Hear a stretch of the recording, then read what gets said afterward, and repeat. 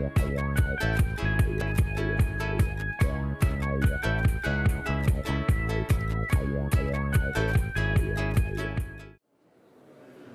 Edie Lush, and I'm here at COP21, really delighted to be in Paris with Sarah Bell, the CEO and founder of Tempus Energy. First of all, tell me a little bit about where we are and why we're here. We're in a room painted by Raoul Duffy.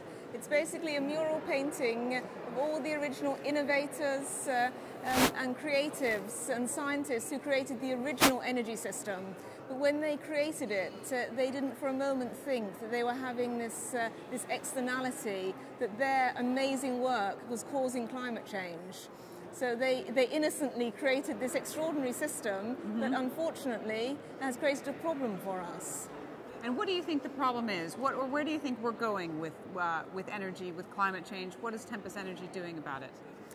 So in terms of the problem, we think it's an economic problem. Climate change has been created because a number of companies, their business model is based on technologies that actually cause climate change. So we have a challenge to transition to business models that don't cause climate change.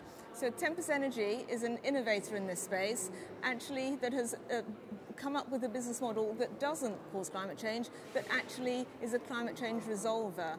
And we do that by creating flexible electricity customers who can move their electricity consumption to match to renewables. So the first stage is to match to better prices. So we push our customers' consumption into lower price periods. That so for example, if you've got a business, a building, for example, that has to heat or cool? Exactly. Okay, so how do you change if they need to be heated during the day, how do you work with that at night? So for example, one of our customers is Hertz. We're managing their corporate headquarters.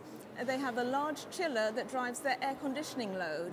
It's possible to chill the chiller at a lower price period and then use that chilled air later to keep the building cool. You can actually disaggregate the time when the customer needs comfort and the time when you actually use the electricity.